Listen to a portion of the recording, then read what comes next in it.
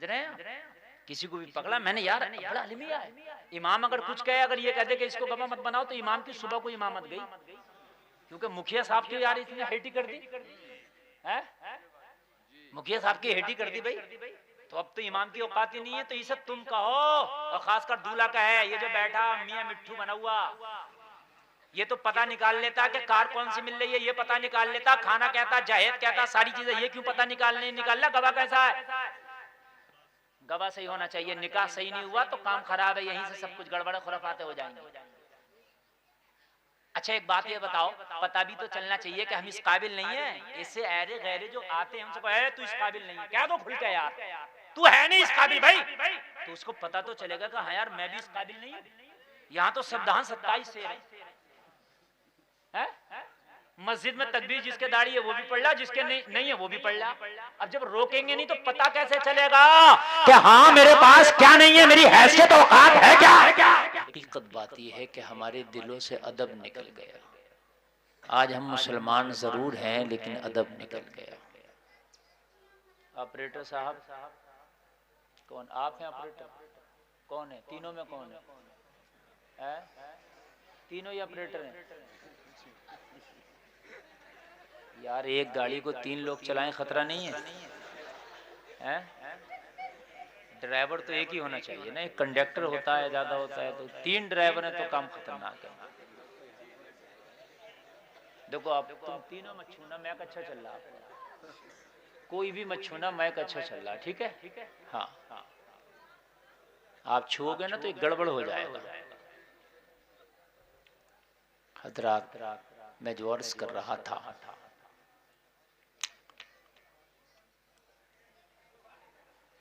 अभी भी आवाज आ रही है, मैं देख रहा हूँ कौन हंस रहा कौन बोल रहा। मुझे आप इतना वो ना समझें कि मुझे कुछ पता नहीं है। अभी अगर आप कहो तो उठा के बता दूंगा कि फला हंस रहा, और मैं उधर को ना देखूं तब भी। 15 साल हो गए स्टेज की दुनिया पर, ऐसे ही नहीं कामयाबियां मिल जाती हैं। लाखों के मजमे में बता देता हूँ कौन किधर क्या कर रहा है, किधर क्या हरकत हो रही है, और बिना देखे खाली अंदाजे से। सेंसर बहुत तेज है अल्हम्दुलिल्लाह। शोर न मचाओ वरना खड़ा कर दूंगा, और खड़ा करने के बाद में कुछ पूछ लूंगा मैं। बात है कि नहीं है? जलसा रसूल है, अदब बड़ा जरूरी है। एक बात बताऊं मैं आपको, मुखालफत तो मक्का में उमर भी करते थे मेरे नबी की, अबू जहल भी करता था, दोनों मुखालफत करते थे। लेकिन उमर ने कलमा पढ़ लिया, अबू जहल ना पढ़ सका। वजह क्या थी?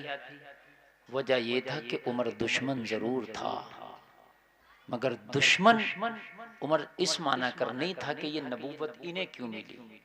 जहन में ये था कि अभी ये दीन सही नहीं है, लेकिन जैसे ही समझ में आया कि ये दीन सही है तो उमर ने जानू अदब तय करके नबी के हाथ में हाथ दे के कलमा पढ़ लिया।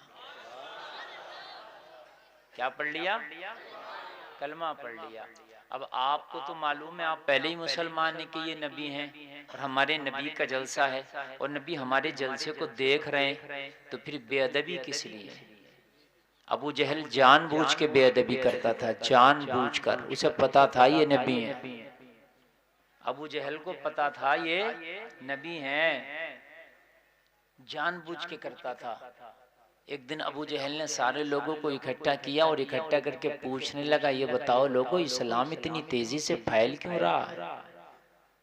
इसकी वजह कहा, अबू जहल मोहम्मद अरबी की जबान में अजीब सी चाशनी है, जो इनसे बात करता है इनका कलमा पढ़ लेता है। चाशनी है, मोहम्मद रसूलुल्लाह को गालियां देता हुआ जाता है, लेकिन जब उनका चेहरा देखकर उनसे बात करे ना, तो जब उधर से आता है तो उन्हीं की बोली और उन्हीं के रंग में रंगा हुआ आता है।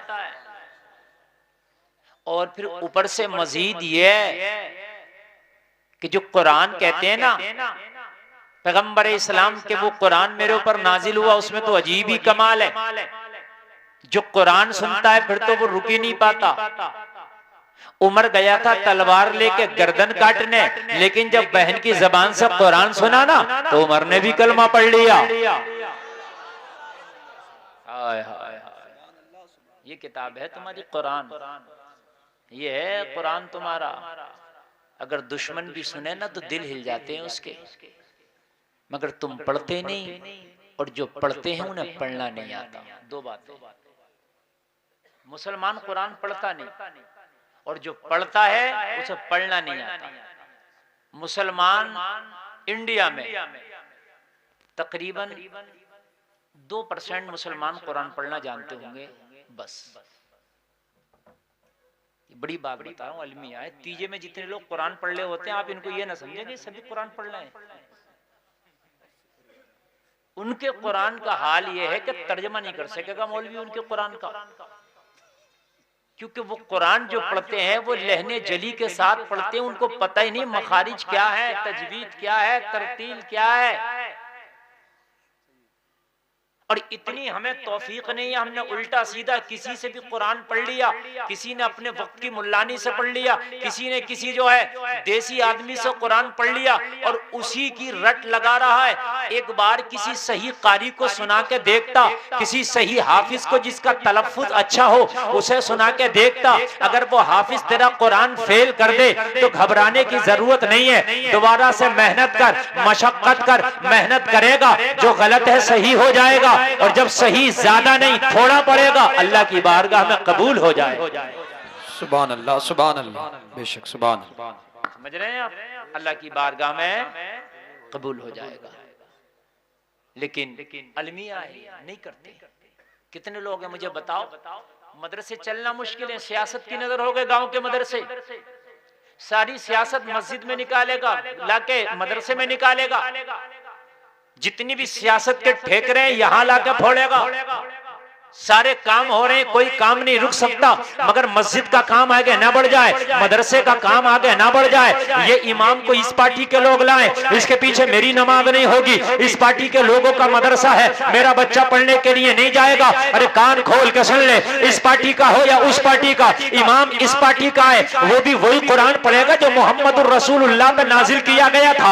या तेरी पार्टी का इमाम आए, उसी कुरान को पढ़ेगा नमाज में जो मोहम्मद रसूलुल्लाह पे नाजिल किया गया था। या अलग पड़ेगा, मुझे बताएं आप। एक ही पड़ेगा ना? ऐसा तो नहीं है ना इनकी पार्टी का यार ये दूसरा कुरान पढ़ेगा और ये मेरी पार्टी का ये दूसरा कुरान पढ़ेगा। पार्टी किसी की हो, कुरान एक ही पढ़ेगा। पार्टी तेरी हो या पार्टी मेरी हो, शरी एतबार से कोई कमी ना हो। इमाम में कोई भी पार्टी ले आए उसके पीछे नमाज पढ़ो, शरीयत के लिहाज से कमी ना हो। बात समझ रहे हैं? काय से कमी ना हो, इधर इधर तवज्जो, किस लिहाज से कमी ना हो? शरीयत के लिहाज से। बाकी तवज्जो करें, तवज्जो करें, तवज्जो करें। अरे बुजुर्ग लोगों, तुम्हें तो इन्हें बच्चों को डांटना चाहिए। हाँ, मैं बड़ी प्यारी बातें कर रहा हूं और मैं उस रग पे हाथ रख रहा हूं जिसके हम मरीज हैं। समझ रहे? तबाह हो गए मदरसे, तबाह। एक तो मदरसों को मालूम है चलाना बड़ा मुश्किल है इस दौर में, और फिर वो इतने मुखालिफ नहीं है मदरसों के जितने हम खुद मुखालिफ बने पड़े। हमारे गांव में पार्टियां हुई पड़ी हैं, और पार्टी किसके खिलाफ? मदरसे के, मस्जिद के। शर्म नहीं आती? डूब के नहीं मरा जाता? और तू मस्जिद और मदरसे की मुखालफत करने चला?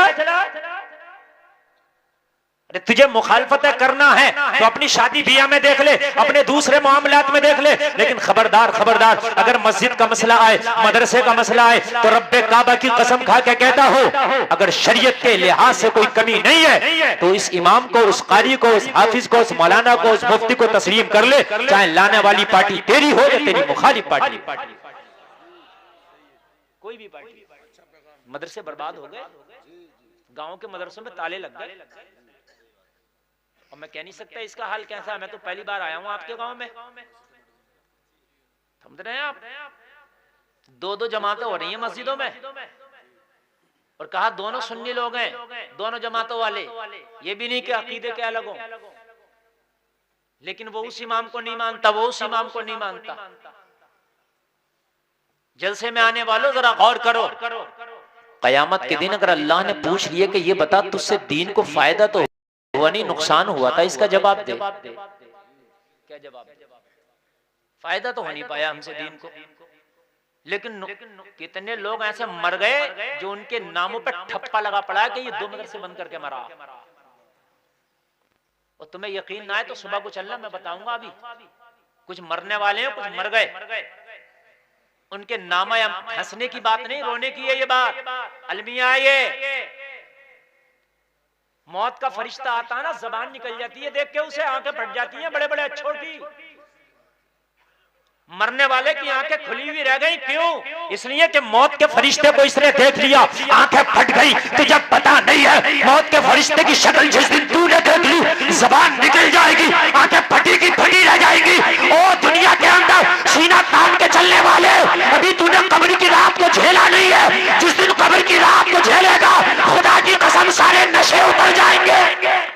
भाई बाबा, नारे तकबीर, सारे नारे रिसालत, तालीमाते मजहब इस्लाम, मसल के आला हजरत मुफ्ती गुलफाम साहब क़िबला रामपुरी जिंदाबाद। सारे नशे उतर जाएंगे, सारे नशे भी कब्र की एक रात को नहीं देखा है। दुनिया तो बहुत आसान काम है, मौलवियों को गाली दे दे, इमामों को गाली दे दे, माँ बाप को सता ले, माँ बाप को धक्के दे दे, माँ बाप को गालियां दे दे, घर में बीवी पे डंडा फेर दे, बहनों को गालियां दे दे, बहनों से ताल्लुक खत्म कर दे, बड़ा आसान है। मगर मेरे प्यारे, जिस दिन कब्र की पहली रात होगी, अल्लाह की कसम खा के कहता हूं, एक रात में तेरे नशे ना उतर जाए, मेरा नाम बदल दे। कब्र एक रात में नशे उतार देगी, एक रात में। बड़े बड़े नशीलों के नशे उतार दिए कब्र ने, और कब्र तो बात की बात है, मौत का फरिश्ता नशे उतार देता है, और बड़े बड़े छोटे नशे उतार दिए उसने। हाँ, किस गुमान में? अल्लाह ने चंद जबानी के तुम्हें अय्याम क्या दे दिए, अपने आप को आप इंसानी नहीं समझ रहे हो, फिरौन आज़म बने बैठे हो। हजरत नूह के जमाने में एक औरत रोती आई हजरत नूह की बारगाह में, फरमाया बीबी रोती क्यों है? अर्ज करने लगी, हुजूर मेरे बच्चे गुम हो गए, मैं उनकी तकलीफ में रो रही हूं। कितने बड़े थे? कहने लगे हुजूर एक बच्चे की उम्र 350 साल थी और एक की उम्र तकरीबन 300 साल थी। अब आप कह रहे होंगे हजरत वो बच्चे थे, तो उस जमाने के हिसाब से बच्चे ही थे। हजरत नूह की उम्र 950 साल थी। कितनी थी हजरत नूह अलैहिस्सलाम की उम्र? यानी 350 साल की उम्र में गुमा उसका बेटा, और एक 300 साल की उम्र में बच्चे कह रहे थे। आपने मुस्कुरा के फरमाया बीबी तू 350 में बच्चा कहती है, तू 300 में बच्चा कहती है, उम्मते मोहम्मदिया की तो उम्र ही 65-70 साल होगी, वो उतने में मर जाएंगे। तो पता क्या कहा था उस बूढ़ी ने? कहा हुजूर के इतनी सी कम उम्र के लिए भी वो घर बनाएंगे अपने, कि इतनी छोटी सी उम्र के लिए भी वो अपने घर बनाएंगे। हम तो 900 साल जीते तब कोई घर दर का पता नहीं, 1000 साल जीते घर दर का पता नहीं। कहा घर नहीं बनाएंगे, जिंदगी ही घर बनाने में गुजार दे। हकीकत बात है कि नहीं? हमारे घर बन रहे हैं बड़े मजबूत, 3 एक का मसाला लगा रहे हैं, इंजीनियर से नक्शे बनवा रहे हैं, इसमें इतना सरिया लगेगा, इतना सरिया। और जलसे में आने वाले कभी सोचा भी था कि तेरी कब्र का पिलर कितना मजबूत होगा, तेरी कब्र की दीवारें कितनी मजबूत होंगी। बेहतरीन तरीके का रंग रोगन कराता है, पुट्टी कराता, कलर कराता, मगर तेरी कब्र में कलर कितने कलर का होगा मुझे बता दे, रंग रोगन कैसा होगा तेरी कब्र का ये भी बता दे, तेरी कब्र की पुट्टी कैसी होगी ये भी बता दे, तेरी कब्र का एसी कैसा होगा ये भी बता दे, तेरे कब्र का फ्रिज कूलर कैसा होगा जरा ये भी बता दे। जवाब मिलेगा मौलाना ये सब नहीं है तो फिर 65 साल की जिंदगी के लिए हराम कमा के घर बना रहा है, लोगों का मार के घर बना रहा है, पड़ोसी की जमीन काट के घर बना रहा है, डाका करके जमीन घर बना रहा है, लोगों का माल लूट के घर बना रहा है, कमीशन खा के घर बना रहा है, दलालियां करके घर बना रहा है।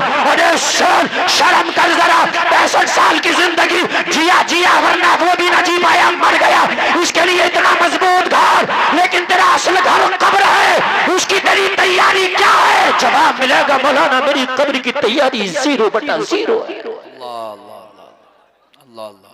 अफसोस की बात है मुसलमानों, अफसोस की बात है। आज मेरी कौम का हाल ये कि हम तो जुमे के दिन भी जाते हैं ना, तो जुमे के दिन जाके बस हम क्या करते हैं कि सिर्फ जब तक खुतबा हो रहा होता तब भी हम बातें कर रहे होते हैं। और हमारी तबाही ना देखो तुम, हमारी इज्जतें बाजारों में नीलाम ना हो रही है। क्यों? हमने मस्जिदों को चौपाल बना दिया, मस्जिदें हमारी चौपाल बन गई। ये मेरी कौम के हाल है।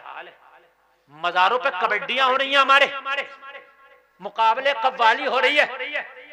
उधर से एक लड़की बैठी है, वो बदतमीज बोल रही है। इधर से कोई बुला के बिठा दिया हमने गुंडा, वो बदतमीज बोल रहा है। लाखों लाखों के मुकाबले करा दिए और मूंछ भर को कहते हैं आपके उर्स में माशाअल्लाह बड़ी भीड़ मार रही। इस वक्त का मुकाबला तो बड़ा अच्छा गया, मगर तुझे पता नहीं है यहाँ तूने जो मज़ार पे मुकाबला कराया है, एक दिन कब्र में तेरा मुकाबला होना है। मगर मुकाबला करने कोई लड़की नहीं आएगी, कोई रक्कासा नहीं आएगी। मुकाबला करने अल्लाह के फरिश्ते आएंगे जिनका नाम मुनकर नकीर है। तैयार हो जा मुकाबले के लिए। अल्लाह अल्लाह अल्लाह। अच्छा हो जा तैयार मुकाबले के लिए। मुकाबले हो रहे हैं, मुकाबले बड़े लंबे लंबे मुकाबले। इस साल में गुजर के जा रहा था, ये बड़की मनियों में जो मज़ार है बिल्कुल मेन रोड पे, तस्लीम आरिफ मुकाबला कर रहा है। कई साल पहले की बात है, लॉकडाउन से भी पहले की बात है। समझ रहे हैं? मस्जिद की दीवारें नहीं बनी है, मस्जिदों में मुसल्ले नहीं, इमामों की तनख्वाहें नहीं गई हैं, मदरसे में नंगे पिलर खड़े हैं। मेरी कौम मुकाबले करा रही है और फिर कहते हैं कि हजरत दुआएं कबूल नहीं होती। और हजरत हम मारे क्यों जाते हैं? तो कान खोल करके सुन लो, दुआएं कबूल किसी के बाप की पपोती नहीं है। अल्लाह की रहमत को जोश आता है तो दुआएं कबूल होती है। जैसे में आने वालों ऐसे बन जाओ तो उसे तुम्हारे हाल पर रहम आ जाए। एक अपनी बात सोचो, कोई तेरी चौखट पे मांगने आए और अकड़ के मांगे, देगा तू? देगा तू? नहीं देगा ना, है? अकड़ के मांगे और देता क्यों नहीं? मांगने का सलीका ना हो, खुदा की कसम तू धक्के मार के निकाल देगा। तू उस रब से मांग रहा, सलीका है तुझे मांगने का?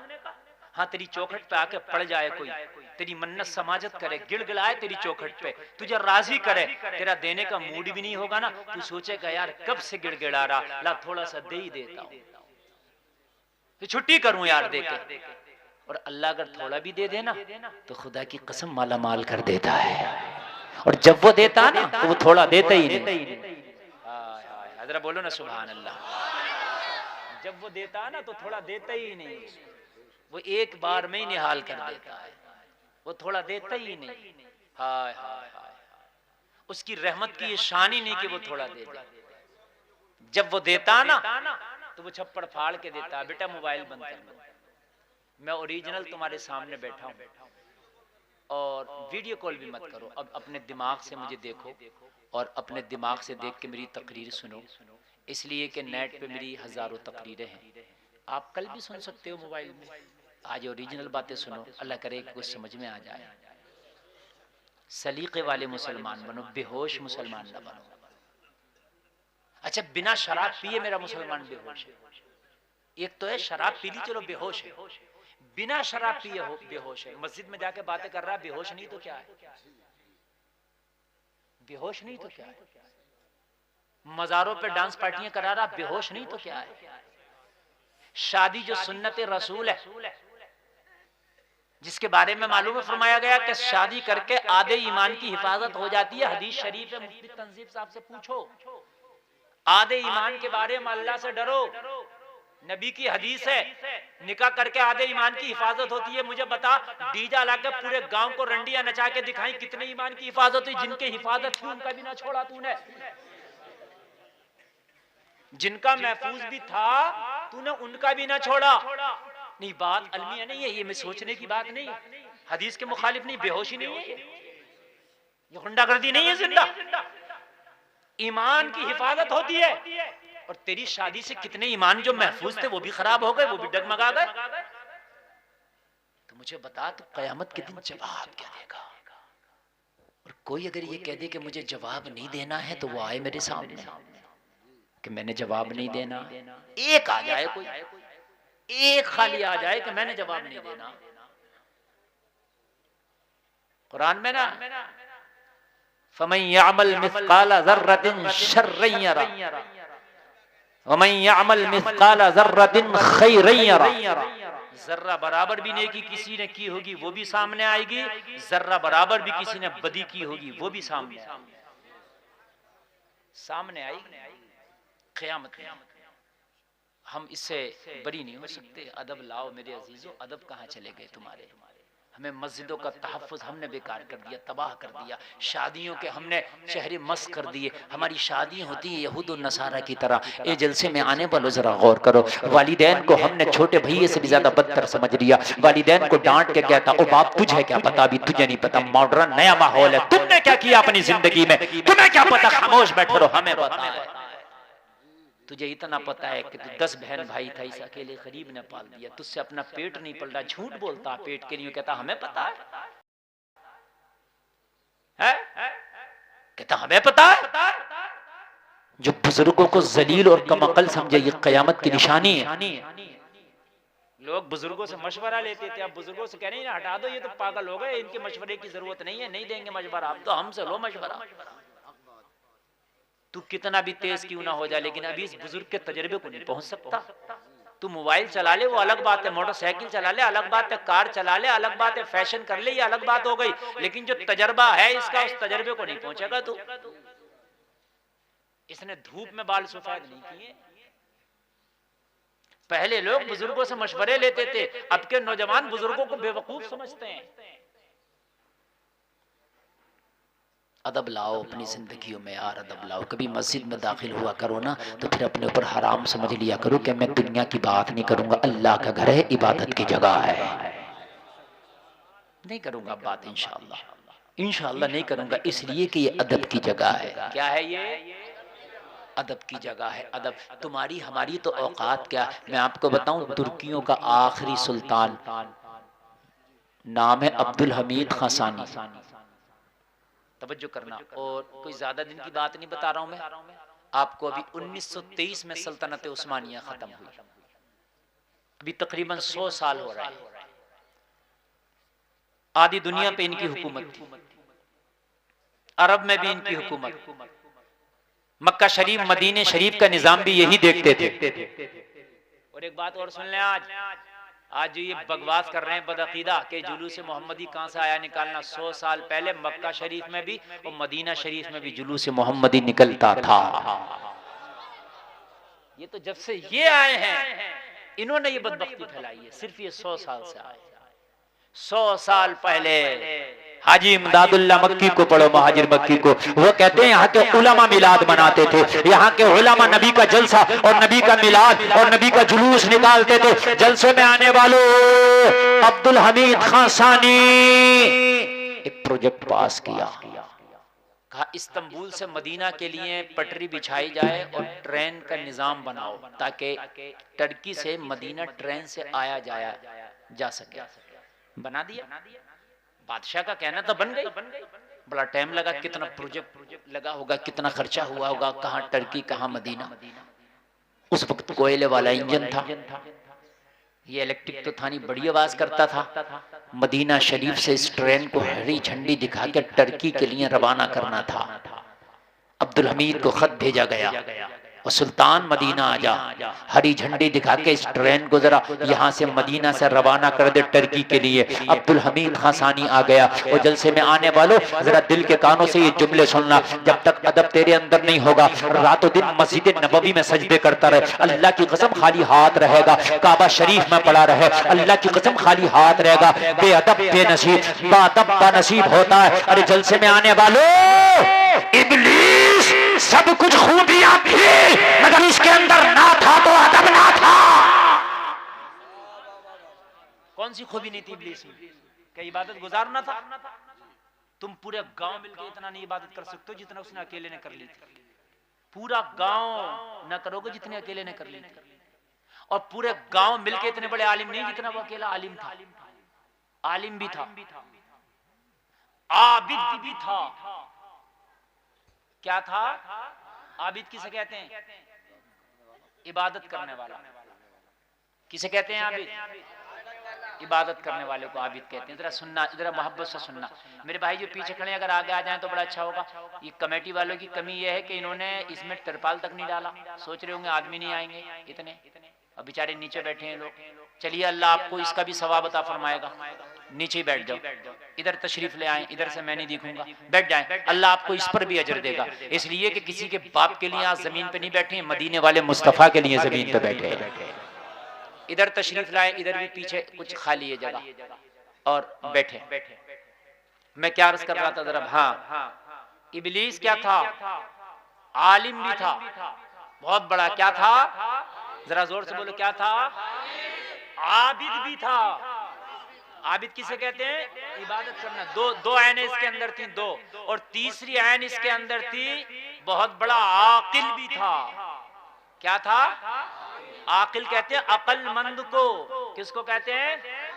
3 ऐन इसके अंदर थी, आकिल, आबिद, आलिम, मगर आशिक ना था। चौथी ऐन न थी इसके अंदर। क्या ना था? आशिक ना था। अल्लाह ने जब फरमाया उसजुदू ली आदम, आदम की ताजीम करो। क्या करो? आदम की। अक्लमंद था, एकदम से आलिम भी था। जवाब दिया खलक़तनी मिन नारिन व खलक़तहु मिन तीन, मुझे आग से पैदा किया, इन्हें मिट्टी से पैदा किया, मैं क्यों झुकूं इनके लिए? मैं आला? अरे भाई, मैं आग से पैदा हूं और ये मिट्टी से, और मुझे इसके लिए झुकाता मौला? लेकिन आशिक ना था। आशिक अपने आप को नहीं देखता। जब आशिक होता ना तो खुदा की कसम महबूब के सामने अपने आप को सरेंडर कर देता है। आशिक अपने आप को महबूब के सामने क्या कर देता है? सरेंडर कर देता है। और जलसे में आने वालों, वो आशिक ना था, इसलिए अल्लाह ने कहा अब जन्नत में पूरा हो गया, निकल जा। अब मुझे बताओ, अगर आशिक ना हो तो जन्नत के अंदर रहता हुआ अल्लाह बाहर निकाल दे? आशिक ना हो जो पहले ही जन्नत में नहीं है, वो अंदर कैसे जाएगा? इश्क पैदा करो, और इश्क अदब से होता पैदा। अदब नहीं तो इश्क नहीं है। अपने बाप से तू अगर इश्क करता ना, मोहब्बत, तो चबड़ चबड़ बाप के सामने बोल रहा, तो ये इश्क नहीं है। बाप के सामने खामोश बैठ जा, ये इश्क है। इसलिए कि इश्क है अदब का नाम। इश्क काय का नाम है? अदब का नाम क्या है? जरा जोर से बोलो। बता दूं आपको, अदब दूर ना जाएं, आप दूर ना जाएं, रामपुर चले जाएं बस। शायद आपका जिला पड़ता हुई रामपुर, या नहीं पड़ता? मुरादाबाद। चलिए, आपका ये बॉर्डर है, जिला रामपुर ही पड़ जाता है। इसके बाद हाफिज शाह जमालुल्लाह एक बुजुर्ग हस्ती है। इनके एक मुरीद हैं शाह दरगाही महबूब इलाही, रहने वाले हैं ककराला शरीफ, बदायूं के कस्बा है। क्या नाम है कस्बा का? ककराला शरीफ, वहां के रहने वाले हैं। हुजूर हाफिज शाह जमालुल्लाह के खलीफा शिकार के लिए गए। हाफिज शाह जमालुल्लाह ने कहा दरगैया, ये प्यार में इनको दरगैया बोलते।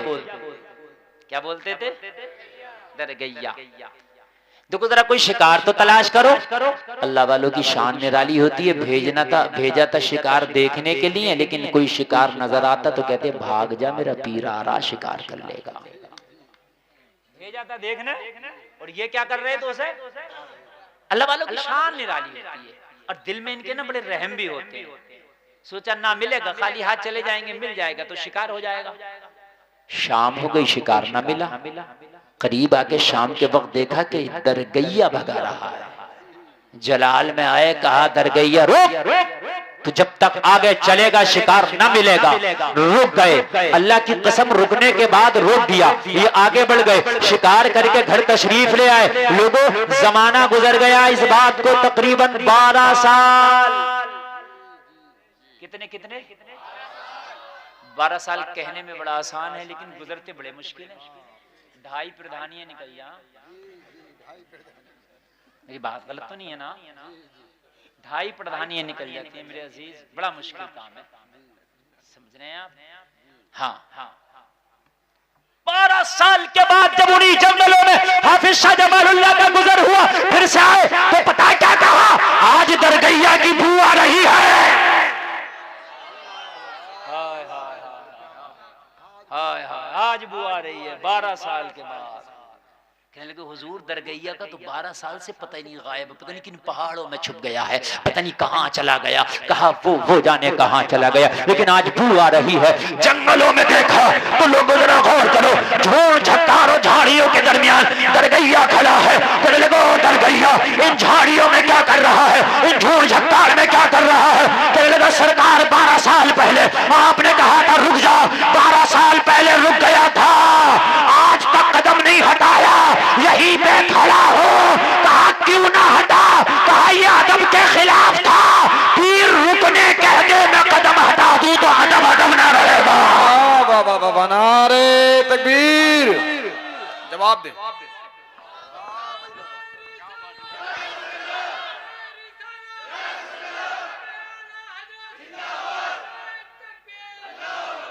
हाय हाय, अदब ना रहेगा हुजूर।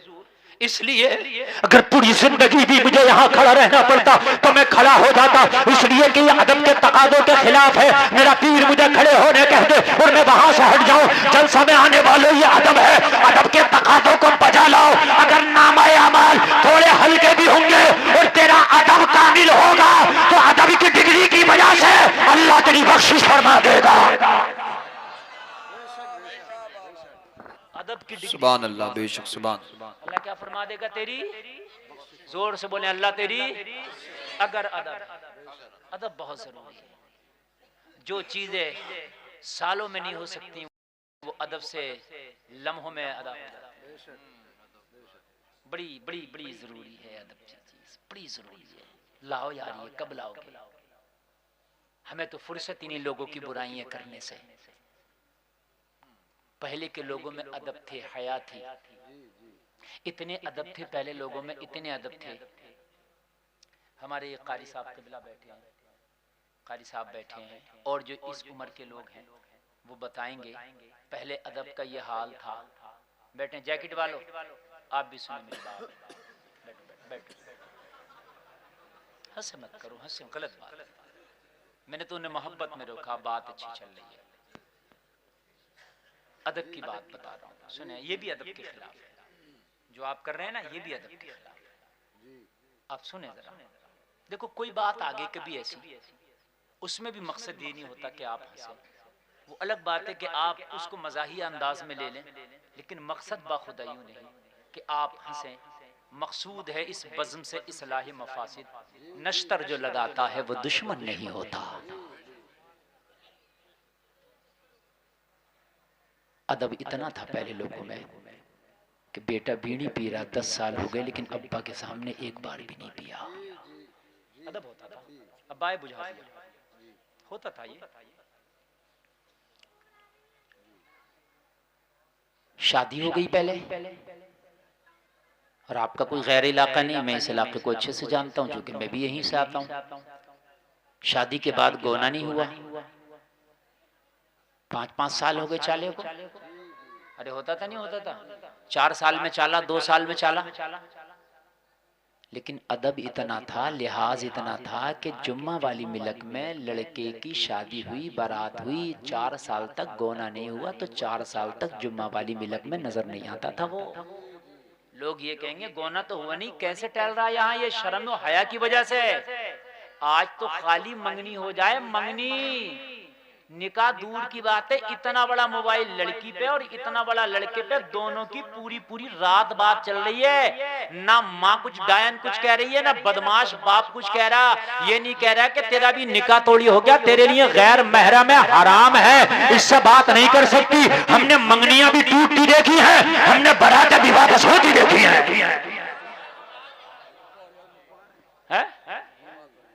बात खुल के होती है बिल्कुल, और ना बाप कुछ कहता है और ना माँ कुछ कहती है। ये अलमिया है बहुत बड़ा मेरे अजीजों, खत्म करो इन चीजों को। लड़के वालों की तरफ से आ जाता मोबाइल, और मोबाइल इसलिए आ जाता है कि अब तो रिश्ता हो गया, और तेरा रिश्ता ही तो हो गया, तेरा हक क्या है इस लड़की पे ये बता। अभी गैर है, अंगूठी पहनाने का नाम शादी नहीं है। ये उलमा बैठे, अब मैं एक जुमला बोल दूंगा, खरीद से अब मैं एक जुमला बोल दूंगा तो आप कहेंगे हजरत कैसी बात कर रहा है, लेकिन हकीकत है क्या अंगूठी पहनाने का नाम है? अगर अंगूठी पहनाने का नाम है तो फिर बनिया तो कितनों को अंगूठी पहनाता है? जो बताएं आप, वो कितनों को सुबह से लेकर शाम तक वो 20-50 को अंगूठियां पहनाता है, तो क्या वो सबसे बात करना जायज हो जाएगा उसके लिए? ये रिश्ता चढ़ना ये तेरी रस्म है, ये जोड़े घोड़े तेरी रस्म है, निकाह से इसका कोई ताल्लुक नहीं है। उलमा बैठे डंके की चोट पर बोल रहा हूं मैं। निकाह मालूम है? और सुने, निकाह में चंद चीजें थी जो लाजमी थी। कारी साहब सुने जरा, सुने। और उन चीजों को इतना हल्का कर लिया जो लाजमी थी, उन्हें इतना हल्का कर लिया, इतना हल्का कर लिया कि उनको खत्म ही करने मिल रहे हैं। निकाह में 2 चीजें फर्ज हैं। कितनी चीजें? जोर से बोल दो। 2 चीजें फर्ज, इजाबो कबूल और गवाह। कितनी चीजें फर्ज हैं निकाह में? कौन कौन सी? इजाबो कबूल जानते हैं? वो लड़की से जो कहा जाता है, इजाजत ली जाती है और फिर जाकर के लड़के को जो कबूल कराया जाता है, ये फर्ज है। और एक क्या है? गवाह। गवाह की जब बात आए जो फर्ज है, ऐरे गैरे नत्तु खैरों को पकड़ा, जरा गवाह बन जाइए। नमाज कब से न पढ़ी कि पिछले जुम्मे को पढ़ी? नहीं, हंसने की नहीं, बात समझने की है यार। फर्ज है ये, किसी को भी पकड़ लेगा तू। अरे गवाही का मैटर है, देख शरीयत ने इसकी गवाही को माना है कि नहीं माना है? ऐसी पकड़ लेगा। पकड़ा न दाढ़ी है चेहरे पे, न गुस्ल का पता, नमाज जुमा में पढ़ लिया, बस गांव के मुखिया जी हैं और शरीयत में मुखियागिरी नहीं चलती। और अल्लाह के यहाँ नहीं चलता तेरा हसब और नसब, अल्लाह के यहाँ नहीं चलता तेरा ये जाहो हसम, नहीं चलता ये तेरी दौलत, सीना चौड़ा करना नहीं चलता। शरीयत में शरीयत के तकाजे पूरा करना होते हैं। खबरदार खबरदार, कभी निकाह हुआ करे और गवाह लाना हो, नमाजी देखो, आदमी देखो, बाशरा देखो, सच्चा देखो, दयानतदार देखो, दीनदार देखो। नारे तकबीर, नारे रिसालत, मसलके आला हजरत, तालीमाते मजहबे इस्लाम, अजमते मुस्तफ़ा, शाने मुस्तफ़ा, वक़ारे मुस्तफ़ा, मुफ्ती गुलफाम साहब क़िबला रामपुरी। समझ में बात आ रही है कि नहीं आ रही है? जरा मोहब्बत के साथ बैठे हैं आप और मेरी बात सुने। देखिए, मैं आपसे ज्यादा थका हुआ भी हूं और आपसे ज्यादा जगा हुआ भी हूं, ठीक है? आप मोहब्बत से बैठेंगे तो इंशाअल्लाह मैं सुनाऊंगा। खबरदार खबरदार, ये निकाह के मामले में किसी को भी ना पकड़ लिया करो। कैरे गैरे नत्तु खैरों को पकड़ा, अच्छे अकीदे वाला हो, दयानतदार हो, आदिल हो, बाशरा हो, नमाजी हो, ताकि कल अगर गवाही की जरूरत पड़ जाए तो दुनिया की दौलत पे थूक दे और झूठ ना बोले, जो सच बात है उसी की गवाही दे दे, उसी की गवाही दे दे। समझ रहे हैं?